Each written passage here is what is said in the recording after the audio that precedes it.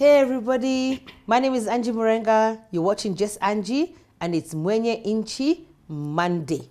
And I have my guest in studio is Shege, and we're going to have a conversation about leadership. Hey Shege. Hey Pastor Angie. You're good? Yes, absolutely. Now I really want to talk about, now is honorable, is he honorable? It must be. Yeah. Honorable Right Raila. honorable. Raila Amolo Odinga. Yes. Sometimes I call him Tinga, but just because everyone calls him Rao. Yeah. But I really want to talk about him, and I want to talk about him in the context of leadership. Yeah. Because it's not important which party I support. That's not what is important. Yeah. Is that I saw him go through something that I said, my goodness, this is leadership. Yeah. Something that has been talked about a lot, and I've been trained a lot about. In terms of leadership, in terms of rejection, in terms of how you are ready to die for a cause, and you might be the only person who's ready to die from that that cause, and nobody else is ready to die with you.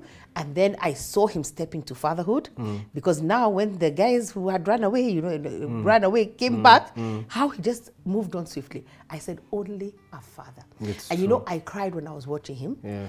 And the reason I wept is a leadership lesson. It's not a political lesson. I don't want to know how he controlled. No, it's not politics. This is leadership. As I stood there and I just watched him stand there by himself. It was the swearing in as a people's president or something. Yeah. So he was sworn in and he stood there alone, and then he was sworn in. And then I started reflecting on, he's ready to die for the cause. He is. Yeah, he knows the cause. He loves the cause. He's ready to die for the cause. He is. And that's purpose. And I was like, wow. And then I started reflecting on why didn't the other people turn up who were supposed to turn up. The reason they didn't turn up is because they are not ready to die for the cause. And now that's what is when I have so many mixed emotions. I have to cry. I have to pray, because I'm thinking, this is what leadership is about. Is that you can actually be standing by yourself. It's true. And then I reflected on Jesus. Yeah. Jesus was left by himself. Even John, who was at the cross, was a healthy distance away from the cross.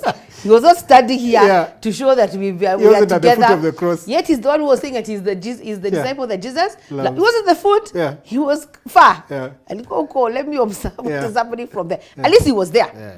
But nobody in terms of, so even Jesus, his cause, he's the only one who could maybe express that vision and say, I'm ready to die for this. And even despite staying with all these people, 12 of them, I think there were 12 of them, he lived with them for, I think, a period of 3 years. He was with them every day.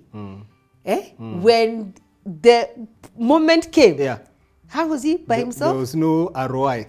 Nothing. No return on investment.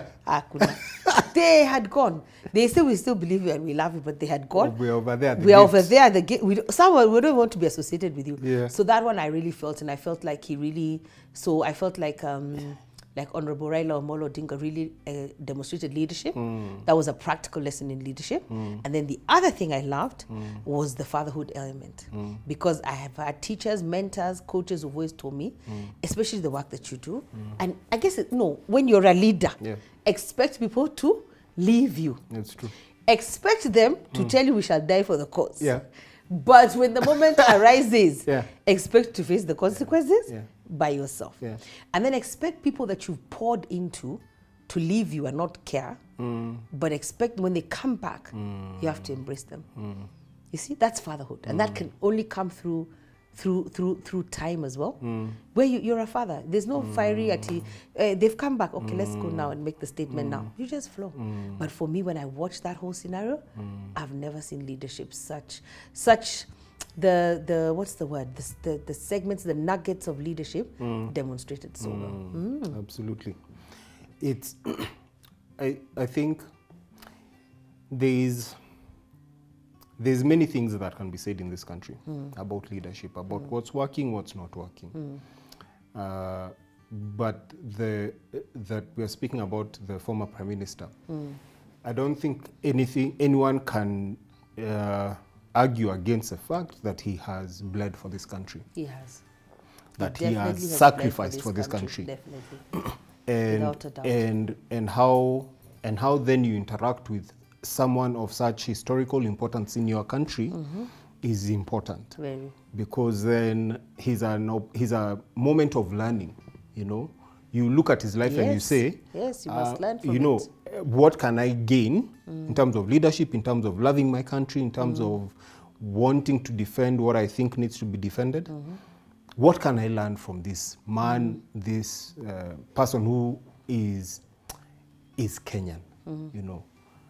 Because he's been there, he's there now, he'll be there in the future. And even when he is gone, his memory will live on. Yes. And we'll remember that he fought for justice, he fought for all the things that he feels are right and he feels is fighting for. And he fought for them with passion. And he's fought for them with passion. And I think it's a prime opportunity for us to say, how can my life then look like that in my own sphere of influence?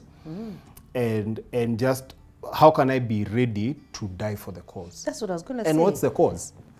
Yeah. People are not ready to die for anything. What are even the cause? Even so, I'm like, cause, which cause? They're not ready to die for anything. It's true. You're not ready to sacrifice for anything. You're not ready to put your values on the line. You're not ready to say, these are my principles and I'm sticking with them and this is the way I'm moving. You know, you're not even ready to step up to the plate. It's true. But I loved that he really demonstrated for me what true leadership is about, and still going it alone, because you can choose not to go through with what he wanted to do. I think it's a treasonable offense. I'm not quite sure about that, but that's not what I'm talking about. I'm talking about as a leader. Just that resolve that you have within you. Have you identified things that you're ready to die for? Absolutely. Have you identified causes? And you know, that's another thing we do as Kenyans. You know, we like numbers. Kenyans love numbers. I mean, a good, like, simple thing like even going to walk at Jaffrey's. You must keep walking together. It's like you can't go there, get out of your car and walk. And by yourself. You know, it's like we really like to embrace the numbers. So I think for me that just put a lot of thought into it. And a lot of thought, and he stood there. I identified with him as a leader, and I said, this is a leader. So he stood by this, he's gonna do this, and he's going through it, you know. You can interpret it a million ways, and you know, Kenyans have many things to interpret.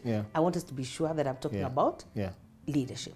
Because there are places leaders you have to take a stand. It's true. And there's a place where you have to stand by yourself. It's true. And, you know, it's the two ingredients for me that I saw on that day are, and again, like you're saying, this is not politics.